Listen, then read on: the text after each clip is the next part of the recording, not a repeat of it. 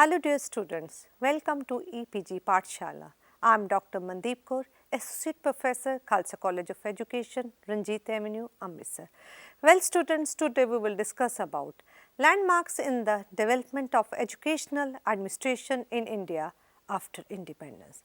After studying the lesson, you will be able to explain University Education Commission, discuss recommendation of Secondary Education Commission, elucidate the recommendation of Kothari Education Commission for school education and know the role of NPE in helping the overhauling of education. Actually, development of educational administration in India started from the Hunter Commission. Prior to 1947, the role of educational administrators in India was simply to carry out the restricted educational program developed by the British. But Hunter Commission in the year 1882 under the chairmanship of William Hunter was the first commission which gave wide and comprehensive recommendations on education in Indian context. This commission recommended that number of inspectors in every area should be raised so that every institution may be inspected. It suggested that as far as possible, the inspector of the primary school should be local. Following independence, we have developed vastly expanded educational programs with greatly changed objectives. For the implementation of these new programs, the educational administrator's job takes on new dimensions and requires not only new theories of educational administration, but also new techniques. Now, we will discuss some of the important committees and commissions responsible for development of educational administration in India.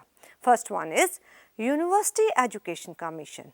As education being the chief instrument for reconstruction and transformation of society, so steps were taken in this direction. A series of commissions were appointed to survey, study, review and recommend improvements in the different sectors of education. To take into the problems of university education, the University Education Commission was appointed by the Government of India in 1948 under the chairmanship of Dr. S. Radhakrishnan. The commission made important suggestions for improving the standard of university education in the country. These suggestions are: number one is university education should be placed in the concurrent list, which means that both the state and central governments could legislate on the subject of education. Next one is the central government should be responsible for finance, coordination of facilities in special subject and adoption of a national policy ensuring minimum standards of efficiency. Universities should be teaching institutions rather than affiliating types. University Grant Commission should be set up for the allocation of funds. The state should recognize its responsibility for the maintenance of standard and financing of higher educations. The aid should be given to private college for building equipments. Steps should be taken to amend income tax laws in order to enable them to give effect to recommendations. A 3 years degree course for the first university degree be introduced. Rural universities should be established in various states of the country. Next commission is Secondary Education Commission. In the year 1952, as secondary education remains the weakest link in our educational machinery and needs urgent reform. This led to establishment of an All India Commission for Secondary Education in 1952 under the chairmanship of Dr. A. Lakshman Swamy Mudaliar. This commission offered a number of suggestions to recognize secondary education based on new goals and needs of independent India. The commission was equally concerned with the qualitative improvement of the schools, new trends in examination, guidance and extracurricular work were brought into the school programs.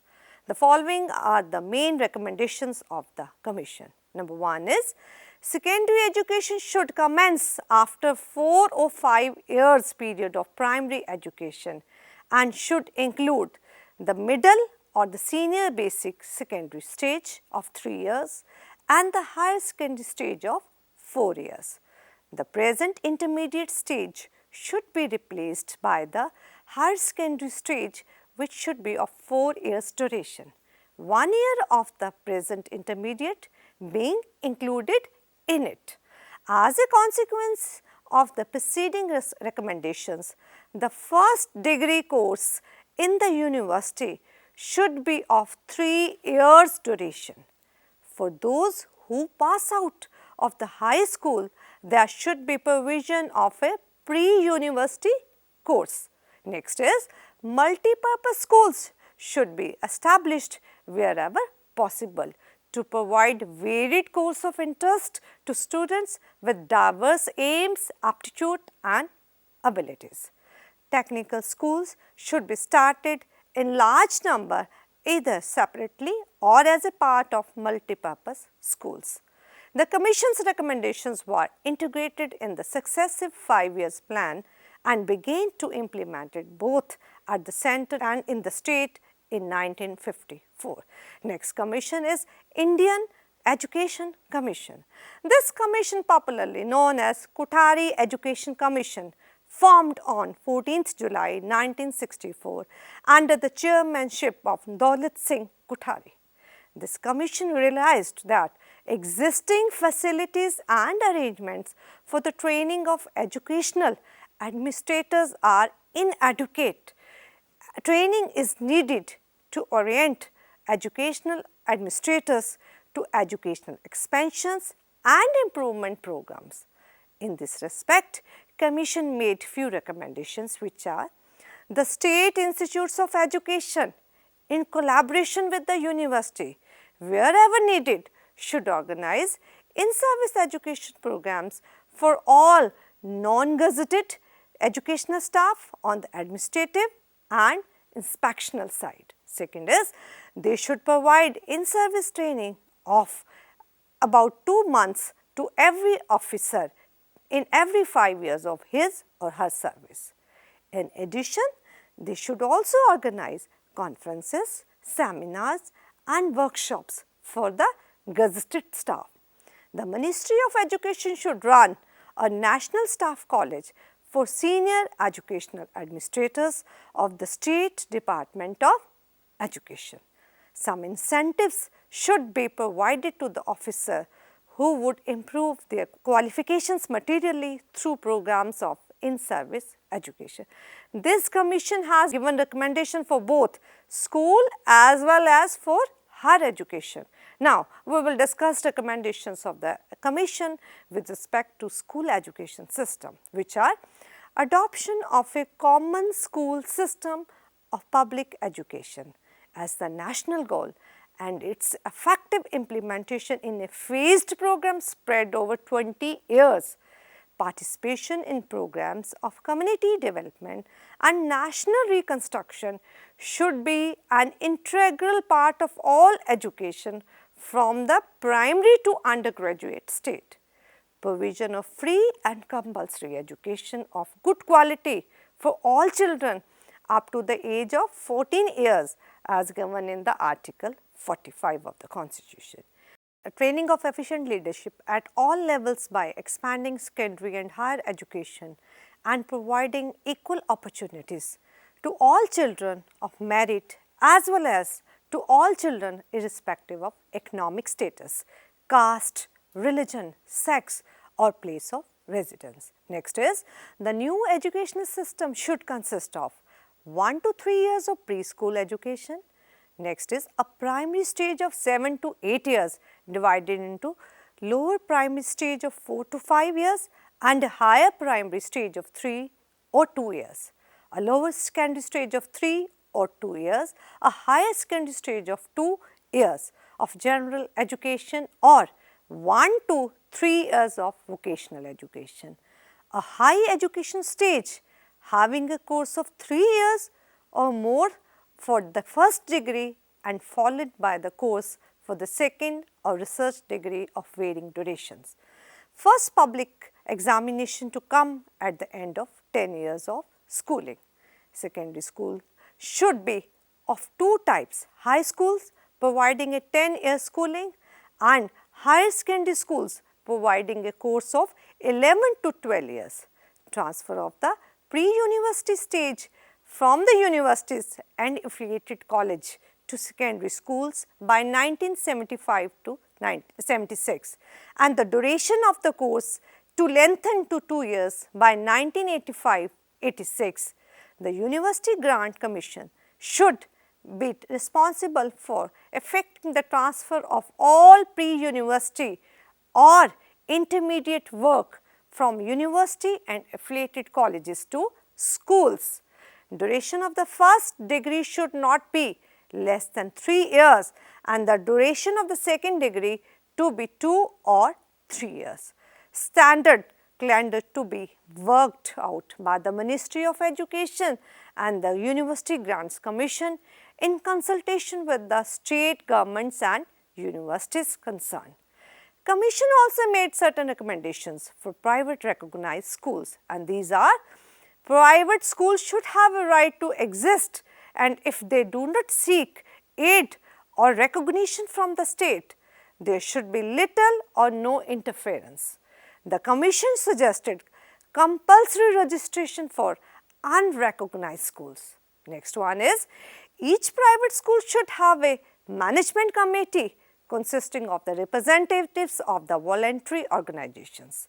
The staffing of the private schools should be broadly on the pattern prescribed for the government or local authority schools. Moving towards the higher education, for the higher education, universities should lay down the structure and the organization in broad terms, and the relevant details may be prescribed by ordinances. Universities should also evolve dynamic techniques of administration and organization suited to their special functions and purpose. Commissions made certain recommendations in respect to higher education, and these are: the representation of the non-academic personnel should be mainly for the purpose of presenting the wider interest of the society as a whole to the university and not to impose them. The university should give considerable autonomy to their departments, schools of studies.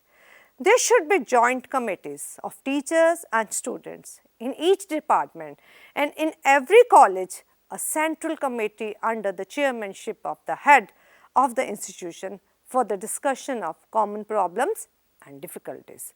The academic council should be the policy making body of the university and sole authority for determining the course of study and standards. The executive council, with the vice chancellor as the chairman, should consist of 15 to 20 members, about half being internal and half being external. Each university should have an academic planning board for permanent planning and evaluation. Next is, the governors of the state should be the visitor of all universities in the state and should have power to direct inspection or inquiry into the affairs of the university. There should be a council of affiliated colleges in every affiliating university to advise the university on all matters relating to affiliation of colleges. The Education Commission also investigated various aspects of educational administration in the country and made the following recommendation for bringing about elasticity in educational administration. First one is, the administrators should change their attitude and cultivate an openness of mind and a spirit of inquiry rather than a rule of the thumb approach.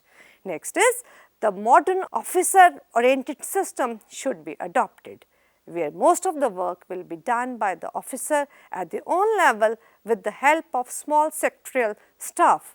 The practice of holding periodic review, that is every 3 or 5 years, of important administrative practices, comparative studies of practices in administrative matters in different states may be undertaken.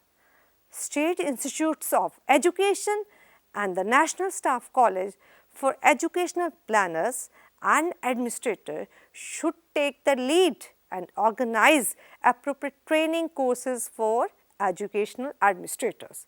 Very important turn in the field of education is National Policy on Education in the year 1968. Based on the report and recommendations of the Education Commission, the government announced the first national policy on education in 1968, which called for a radical restructuring and equality of educational opportunities so that the national integration and more cultural and economic development can be achieved. It advocated for having a broad uniform educational structure in all parts of the country and increasing gradually the investment in education. The ultimate objective was to adopt 10+2+3 pattern. The National Policy on Education (NPA) was adopted by the Parliament in May 1986. This new policy called for special emphasis on the removal of disparities and to equalize educational opportunity.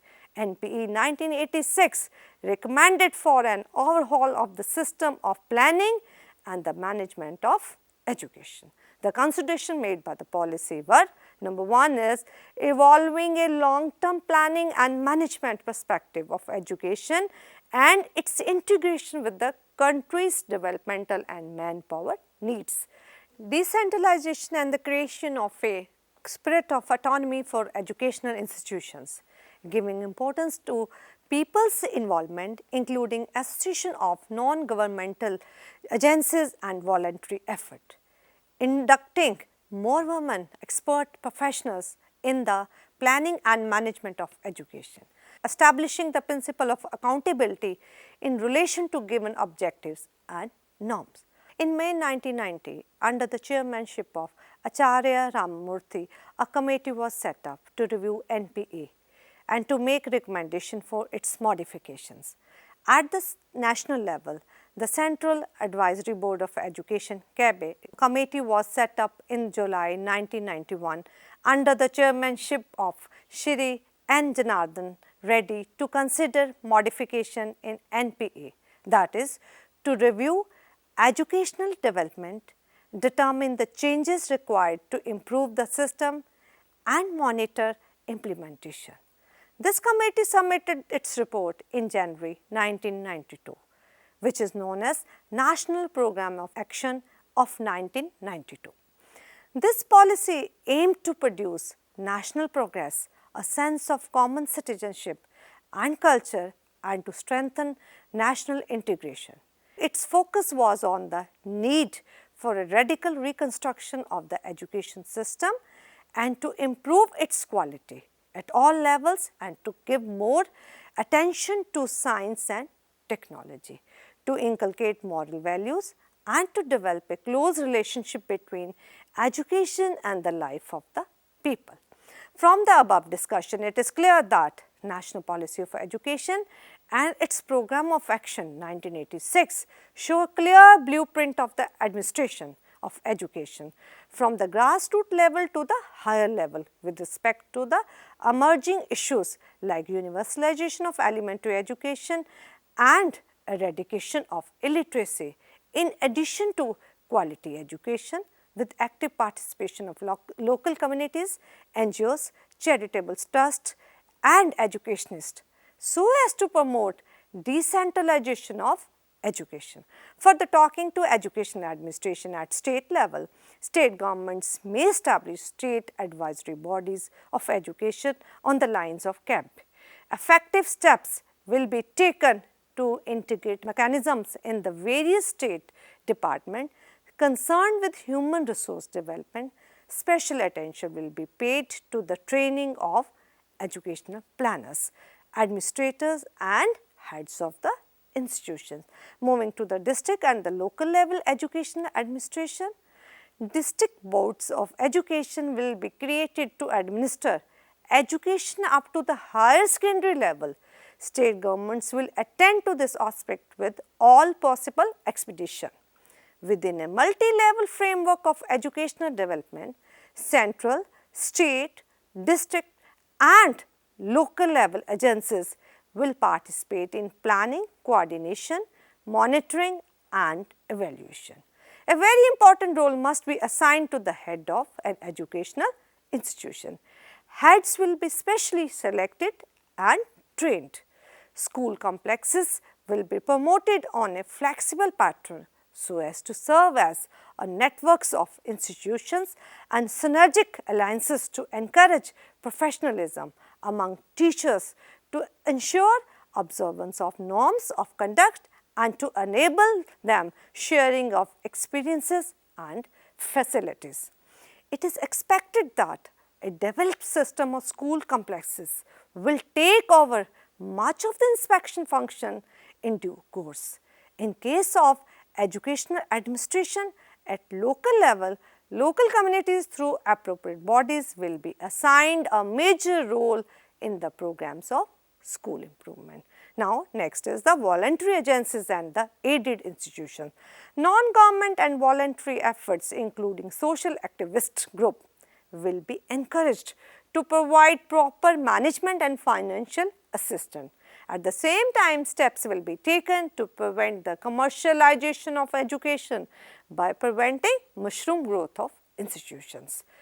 Education being portfolio of both state and central government, it is imperative to have autonomous organization like CBSE and BSE at the center and state levels to look after the functioning of the educational system. But the question arises, to what extent people's participation should be ensured? According to NPPOA, at the district level, there should be District Institute of Education and Training, that is the DIET, duly assigned for the work of training the teachers and heads of the institutions. In order to develop true professionalism and to ensure observance of norms, conduct and to enable the sharing of experiences and facilities. But the educational surveys conducted by NCERT and other professional organizations reported that a large number of untrained teachers and providing service like 10th pass person is teaching to 10th class student.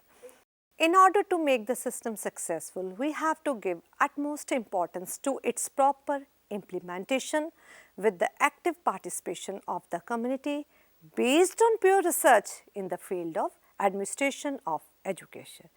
In view of National Knowledge Commission, there is a multiplicity of management structures and the government departments in the administration of school education.